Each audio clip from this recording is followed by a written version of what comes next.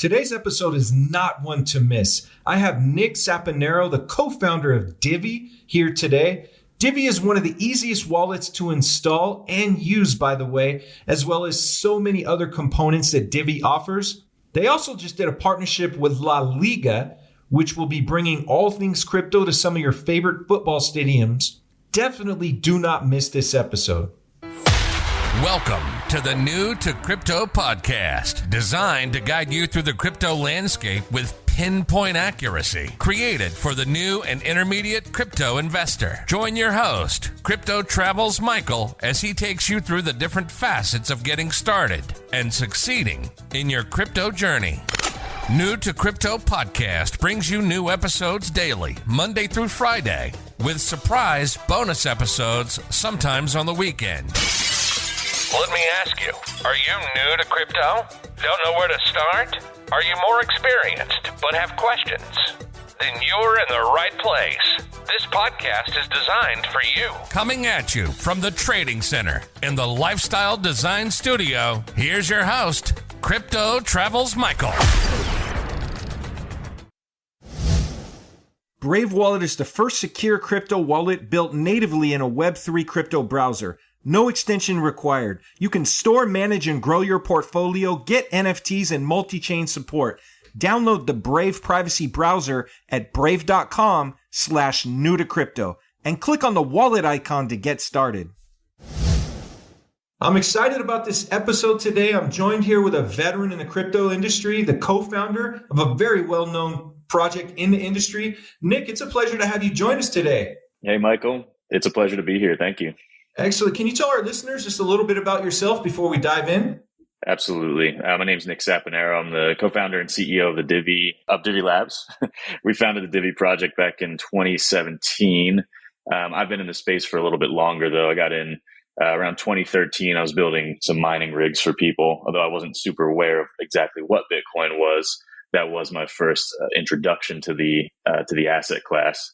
But it wasn't really until 2015 when a buddy of mine somewhat forcibly got me into Ethereum. And being a web developer at the time, I found a lot more interest actually in Ethereum than I had with Bitcoin because of the capabilities of smart contracts and things of that nature. But I still believed in the tenets that Bitcoin was built upon, this democratized finance system that was borderless and accessible anywhere you were, completely decentralized and without the third party intermediaries.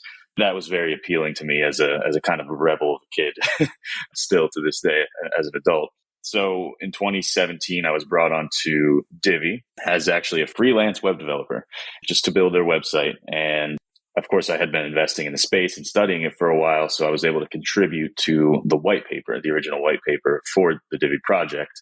And after some time working with the team, they were like, hey, do you want to become a co-founder before we launch this thing? Which to me was like a dream come true. And it's led me down a path that I never could have dreamed or imagined. And, I've become a professional in this space and eventually became the CEO of the company, which is where I sit today. Wow, man. Thanks for sharing that. I actually didn't know that backstory on it. I'm definitely very familiar with Divi Project and Divi Wallet. And thanks for unpacking that. Can you tell us and our listeners in a nutshell, what is the Divi Project and Divi Wallet?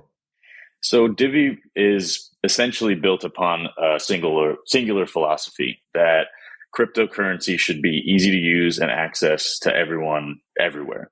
Now that may sound a little bit broad or generic, but in 2017, most people were focusing on hyper niche singular use cases. They weren't focusing on the user experience around those use cases. And still, even to this day, the user experience could use some improvement, although it has improved a lot throughout the industry. So we felt that if we could make one of the most difficult things easy, which at the time was setting up a masternode, then we could probably make many things for every coin very easy. So in 2018, September of 2018, we deployed what's called the Masternode One-Click Cloud Installer, or MOCHI for short. And that allows, still to this day, people to set up and start earning cryptocurrency at the click of a button. It's just as easy as, setting up a Spotify account or a Facebook account, right? We expanded upon that by actually getting that technology patented. It's pending now. and enabling it now from a cell phone. We launched our mobile wallet back in 2020, where now you can actually just, with the swipe of a finger, set up a masternode, a staking node, send and receive a variety of cryptocurrencies. And it's all done within the context of this very easy to use, familiarized interface. So you're not seeing crazy addresses, unless you want to, of course. You're seeing your friend's face. You're seeing a username. You can send to their phone number, their email address, things that people just expect at this point in their mobile application experience. We're bringing to cryptocurrencies, and we're delivering it to a worldwide audience. Wow. Wow, man. I especially like how easy you've made it for people that are especially new to crypto, because after all, this show is called New to Crypto, and we have a lot of listeners around the world that are actually new. And, let's expand a little bit more about the Divi Wallet and just share with our listeners a little bit more about how simple your wallet is to use. The links are on our website, so they can go over there and install and use your wallet. But how is your wallet different than, say, other wallets? And specifically, why is your wallet so easy for someone that's new to use? It's been a difficult sort of challenge to make something that is both self-custodial, fully decentralized, and also easy. And it's important to us that we don't sacrifice the capability of the user to own their funds for convenience, because we've done that too much in the past, right? With social media, we sacrificed our privacy for the convenience of connection. I don't intend to continue that trend with finance, the sort of final frontier of digital ownership. So we took a very, very methodical approach to building our wallet. Right from the time that you download the wallet and onboard, you're feeling as if you are just onboarding to a traditional app. We take the user through the traditional steps of, setting up your username, setting up your account profile picture and things like that. If you so choose, you can actually continue to use it anonymously if you choose, but most people do choose to set it up this way with their phone numbers and things like that. Once you are onboarded, then we guide you through what is a seed phrase? How do you back that up? What's the importance of these things? We find that if you just bombard the user with all of this jargon and crazy things that they've never seen before, you lose a lot of the users. Each step in the process of onboarding, and this is true of any vertical or any industry, each step that causes friction for the user loses more and more subsets of users. And that's why it's taken so long to even get a modicum of mainstream adoption in crypto. So that's one of the biggest differentiators, is actually just the onboarding steps. Once you're in the wallet, you can see that it's easy to send and receive your funds to your friends. Shortly here in this quarter, you'll be able to actually purchase a variety of cryptocurrencies with a credit card or a wire transfer or an ACH transfer, as well as swap your cryptos, play with DeFi, among other things that are on our short-term roadmap. So you're feeling as if you're just using a finance app that you've used before, but it's actually a decentralized mobile wallet. Awesome. Thanks for sharing that with our audience. Nick, you're a leader in the industry. For some of our listeners that may not know that, Nick is one of the OGs, if you will. He has a defined footprint in the industry. And let's just change gears just for a moment. We're going to come back to Divi, but let's talk about for a moment about the future of crypto and the goals of decentralization. Like, what are your thoughts around this? Right now, there's a big sort of divergence, right? There's two counterparties, if you will, in this space. There's the sort of fundamentalists, the diehards that still believe that decentralization is the answer, that if we turn around and create basically a refreshed version of what already exists in the banking system, then we haven't actually innovated or done anything. And then you have the other side, which is the essentially custodial services that act and operate much like banks. Now, what I will say is, while I am on the side of decentralization, and I do believe that self-custody is the answer, I do see why both things will continue to exist and may need to continue to exist. Large enterprises and even small businesses may or may not want to custodialize their own funds. They may want to put that trust in someone else's hands, which is fine. You should have that opportunity, but we shouldn't just build with that in mind, in my opinion. I think that we will see, decentralized products continue to thrive. We're seeing decentralized exchanges now getting, it's at times more volume than even the biggest centralized exchanges. As people start to learn more about the industry, they get further down the rabbit hole, and traders and users alike want to take control of their own finances in one way or the other. DEXs are also at times more convenient. The interoperability that they offer across chains and things like that, as well as the anonymity, are really attractive, especially as the regulations start to pour into the space. And we're seeing a lot of crackdowns on Binance and some of the other large exchanges where, they're even getting banned from countries, from operating in those countries. That's an impact on users, an impact that users don't want to see.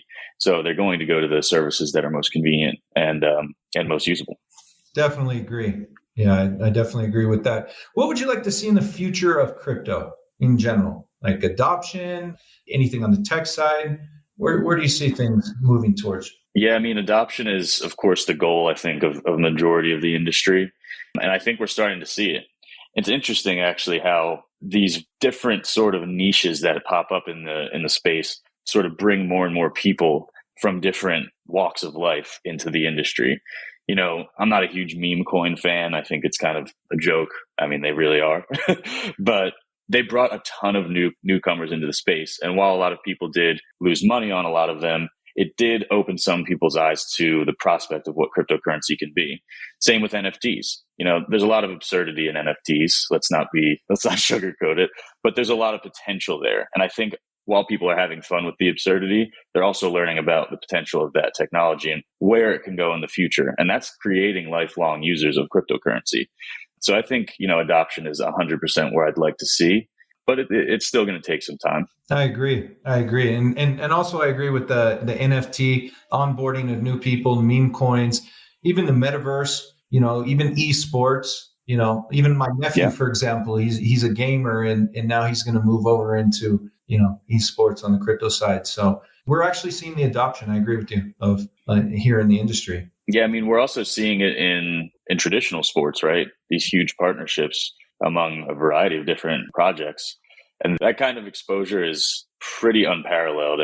There's very few things in this world that people adhere to or associate themselves with closer to than sports. I couldn't agree more. That brings me into my next question. Nick, I'm a huge football or soccer fan, depending on where the listener is listening from, and especially La Liga. And I read about your La Liga, sponsorship partnership recently. Can you share a little bit about that?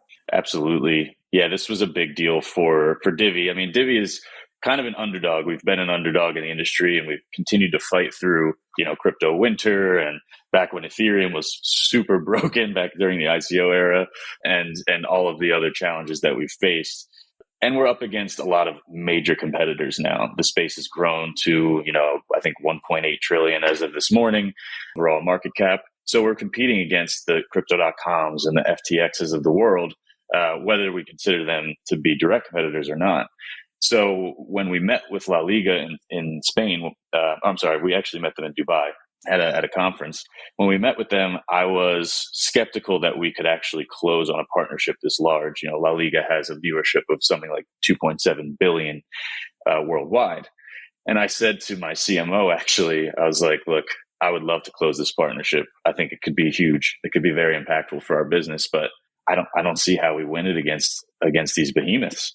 And she's just like, you just gotta just trust me. I've done this before. I think we can do it. They really liked us. We went with them for breakfast and things like that. And we put together this pitch deck and we pitched it and we gave it our all. And next thing I knew, I'm flying to Spain and I'm signing the contract. And it was a big moment for us because, now we have the opportunity to put our product in front of so many literal billions of people over the course of 3.5 years. And it's very validating, I think, that a company or an organization like La Liga, which is the largest soccer league in the world, at least by reach, would say, yeah, we want to work with you, Divi, instead of XYZ, exchange or project. It was a big deal. Absolutely. Hey, congratulations on that to you and your entire team, man. That's phenomenal. And it's also another huge win for the industry. What does the sponsorship or the partnership look like in terms of, are you guys is your sponsorship going to be, in outside of the stadium, inside, like during games? How does that look? Yeah, great question. Really, it's truly a partnership. They wanted somebody, an organization that they could activate with. So yes, we will have, our logo around the pitch during games, and next to the goal, and TV ads and things of that nature.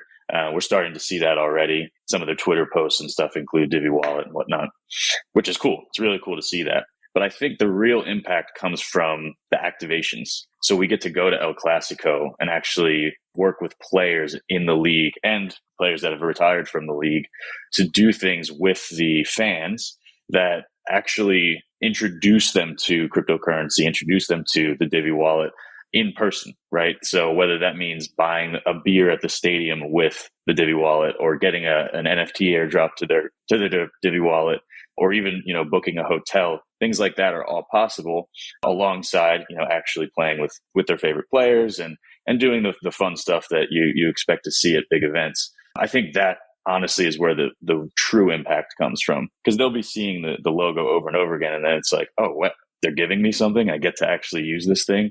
It makes it real tangible in their hands. Absolutely. Oh man. And now you're inspiring me to fly to Spain in the future here and be at some of the games, You should. Absolutely.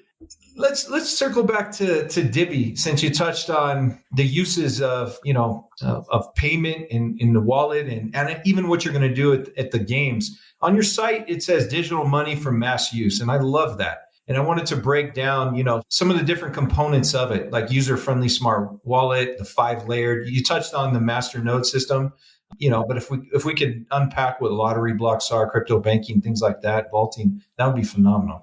Absolutely. I mean, one of the most interesting things that you touched on is the lottery blocks. I think this is kind of a novel feature. I don't see it very often in the space. I think we may be the only blockchain that actually has this integrated at the core level. So basically once a week, 11 people have the opportunity to win what we call a lottery block. It's basically a super block that distributes a large chunk of Divi to 11 lucky stakers. So if you're staking with our wallet and you win a staking reward, then you automatically have what we call like a lottery ticket. It's just nomenclature. It's really interesting because as long as you're actually staking more than 10,000 Divi, you can even win the large prize. So one person wins 252,000 Divi, which is worth, I think, like 30 grand right now. And then 10 people win 25,000 Divi, which is still a pretty solid sum of money. We just had, I think it was like 2 or 3 weeks ago, somebody was staking 18,000 Divi for just a couple of weeks, won the big lottery. So they went from roughly a $2,000 investment to winning almost $30,000 in a couple of weeks. Wow. And that's the kind of like life-changing, I don't know if it changes your life, but definitely makes it easier, opportunities that we've always tried to provide people. And we've done this in a responsible way where, the inflation mechanism doesn't impact the market in a negative way. And people seem to really, really enjoy that. Absolutely. Where did the idea come up from, to do the lottery blocks? I think it's awesome. And you're the only one I've seen that has offered that. We really wanted to enable scarcity in the initial phases of our development cycle. We knew when we first started Divi that, we didn't raise $50 million in our ICO or anything. We raised like 2. So we were starting more like a regular traditional tech company.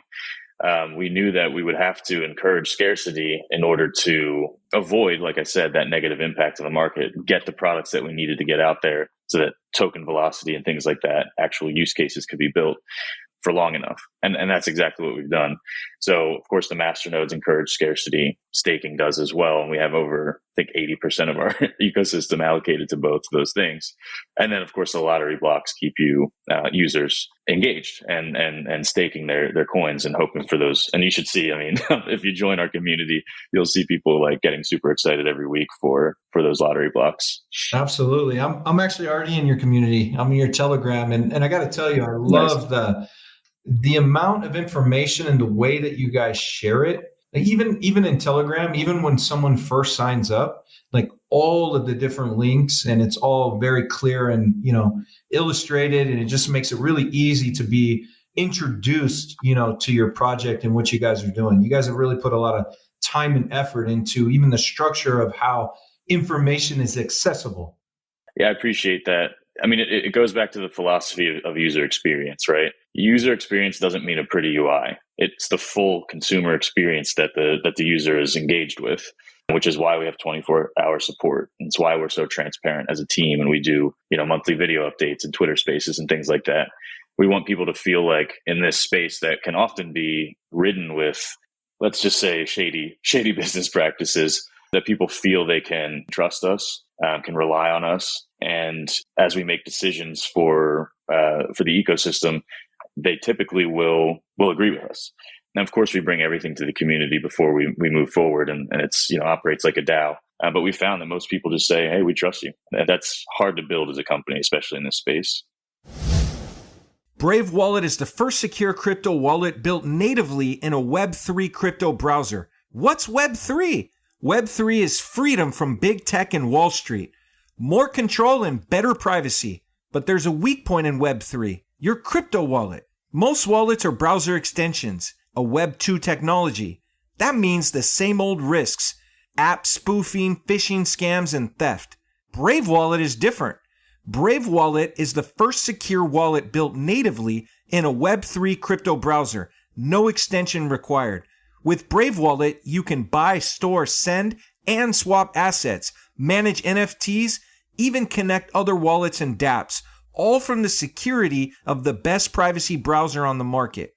Whether you're new to crypto or a seasoned pro, it's time to ditch those risky extensions. It's time to switch to Brave Wallet. Download Brave at brave.com/new to crypto and click on the wallet icon to get started. Absolutely. Well, you guys are doing an amazing job. Let's move into the crypto banking component of the Divi. Let's touch on that for a moment. Yeah, we really wanted to create a consolidated finance ecosystem that removes a lot of the friction from both the traditional finance world and the crypto finance world, consolidating the value chain, I always say. If you look at something like Tesla, right? Tesla's a ridiculously successful company because they took the value chain of the automotive industry and consolidated it under one roof. Now, this was incredibly capital intensive for them initially. However, long term, we start to see that they're outperforming Ford and GM and the big auto manufacturers that have been around for 100 years or whatever. We kind of wanted to take the same approach to finance.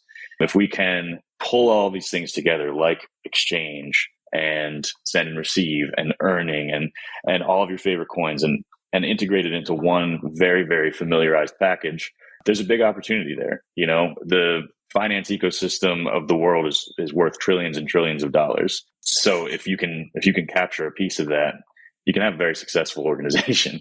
And that's kind of been our philosophy from the jump. Awesome. Great vision in identifying, the opportunity and the need on that. That's so let's unpack the vaulting component part of it. What exactly, some of our listeners, Divi in general is new for them. And so we're going down the list here of the different aspects. And so what is your vaulting component here? Vaults are a pretty also novel solution, again, that I haven't seen before. Now, there's a lot of coins that offer staking, obviously. That's nothing new.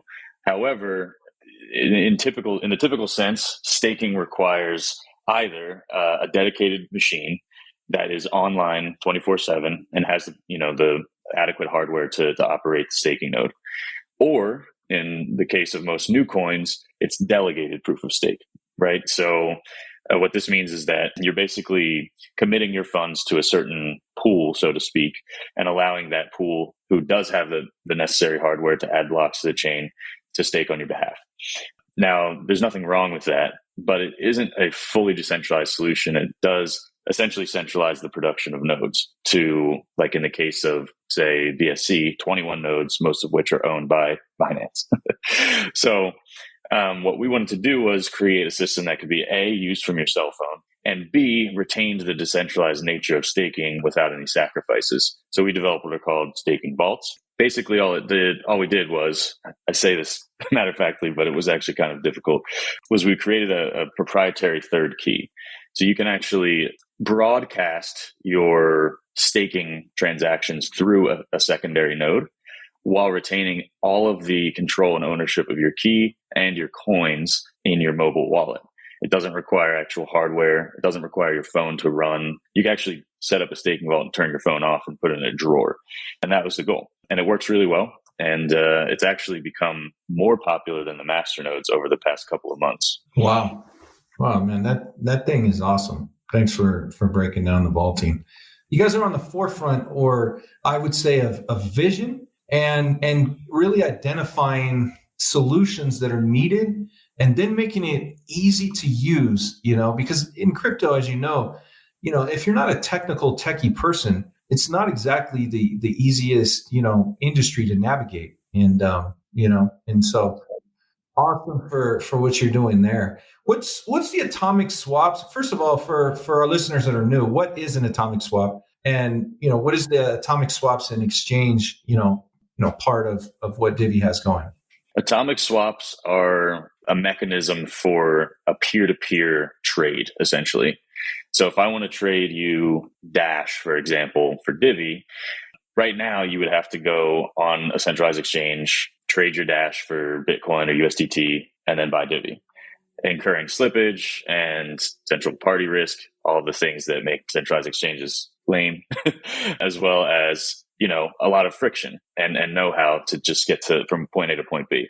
Atomic swaps are a decentralized mechanism that allow you to basically say, hey, I'm willing to sell this much Dash for this much Divi, and then a secondary counterparty can come in and take that trade. It's kind of a older mechanism, but it's the most decentralized way to swap between what are called UTXO blockchains, which is how like Bitcoin operates. It's how Dash, of course, operates. And many of the layer ones from the early days, we'll say, of the 2017, 2016 era. Of course, Bitcoin is the first one from back in 2009, but it's something cool. And it's something that is actually enabled in our blockchain right now. And you'll start to see that coming out in our wallet this quarter. Awesome. So another bullet point you have listed under digital money for mass use is multi-coin system. Is that essentially that, people are probably thinking they can hold different cryptocurrencies in your wallet? Is that the multi-coin system, or is there more to it? Where are we at on that? Yeah, right now you can hold Divi, Bitcoin, Litecoin, and Ethereum in the Divi Wallet. This quarter is big for Divi. So we'll actually enable the storage and swap between 270 additional assets. Wow. Plus it's a big deal. A lot of them are ERC 20. 270 new additional assets that are coming. Yeah. Wow. Yeah, that's right. And with swaps. So it's in my opinion, the industry is moving more toward interoperability. We've decided as a market that, there's not going to be one coin to rule them all. People want to utilize and speculate on a variety of assets, and that's good. That's exactly how markets need to work to be open and free. So, we want to support that, and we want people to be able to do that in an easy and safe way. So, we'll have those 270 assets plus ERC 20 support, so you can add any meme coin you want to the wallet. And we'll just keep expanding upon that range of assets as we move forward. Wow, man, that's exciting. I'm going to have you back on the show once you guys roll out some more things in your roadmap. Maybe we'll do a video on YouTube. Sure. That'd be sweet. Do a walkthrough or something like that, Yeah, for sure. Just let me know. What is your roadmap going forward? Yeah, you mentioned the 280 additional assets that'll be able to be in the wallet, but going forward, what does the roadmap look like, for this year and beyond at Divi? So, I mentioned interoperability, and that's going to become a big deal for us as an ecosystem. I truly believe that if by the end of this year, the blockchains that you're leveraging are not interoperable to at least some extent, they won't exist beyond, the next couple of years. It's just the reality. It's just the way the industry is going. You have the EVM standard, which is the Ethereum virtual machine. MetaMask enables a variety of blockchains to just quickly operate within its wallet using the EVM RPCs. That's a level of interoperability on its own. And now you have all of these different bridges between the assets. And of course, those technologies are improving. We've seen recently the Solana wormhole bridge kind of suffer from some hacks, but these things improve over time. So this year we'll be deploying a bridge to Ethereum, BSC, Kronos, which is Crypto.com's new chain, and a variety of others, so that people can really use Divi everywhere and engage with DeFi and NFTs and things like that they want to play with. We want to make sure that while we continue to improve upon the L1, that everyone can use Divi in whichever way they see fit. anywhere they see fit. Awesome.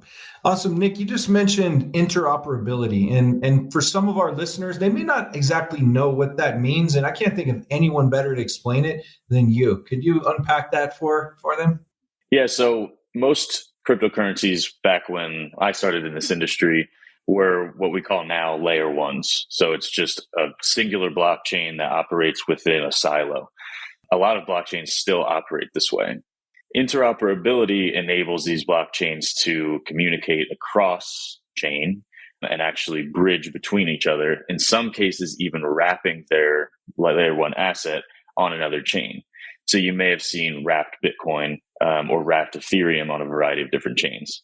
You also see USDT and USDC on pretty much every blockchain now, right? That's interoperability in practice, allowing the user to engage with the asset on whichever blockchain they want or need to at that time.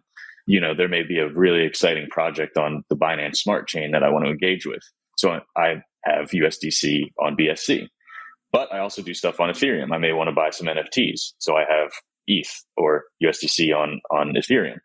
And at any given time, I can cross these bridges, which are just smart contracts, just interfaces for the user to, I'll say, jump, for lack of a better term, between these various blockchains. It's really something that we've talked about for a long time in this space. And now seeing it come to fruition is freaking awesome. And it's real and it's here. And I think, like I said, it's something that everyone needs to get behind. Absolutely. I know our listeners are totally thanking you, Nick, and they'll be able to reach out to you online on social media. All the links are on the episode blog post page for today. And man, thanks for breaking that down. In closing, is there anything else you want to share with the audience? And well, I would love to see the audience come and ask questions in our Telegram, just at Divi Project. We have a very welcoming community. We have a lot of newbies to the space come to Divi, sometimes as their first asset ever, because it's so, user-friendly and accessible. So, we'd love to see you and talk about Divi and answer any questions that you might have, whether it be about Divi or the space at large. We have people that just love talking about this stuff all day long, including myself. Awesome. And that link, by the way, is on today's blog post page for this episode. And I'll also spend some more time hanging out in your Telegram as well, because I'm a really big fan of what you guys have going on. Nick, man, thanks for coming out. Thanks for spending some time and chiming in here with us. And I look forward to doing, a video. We'll do it on YouTube, and we'll break down and unpack some more awesome content, man. It's been my pleasure, Michael. Thank you so much. Awesome. Thanks, Nick. If you like today's episode, definitely like and subscribe to the podcast, show your support, and chime in here tomorrow for another special episode. Until then, make it a great day. Thanks for tuning in to New to Crypto Podcast. If you like the episode, be sure to follow and subscribe. You can listen to every episode on all major platforms. Have an interest in being on the show or want advertising? Reach out at newtocrypto.io. Head over to our site, newtocrypto.io, to access the resources mentioned in each episode. Until next time, remember to navigate the crypto landscape with pinpoint accuracy.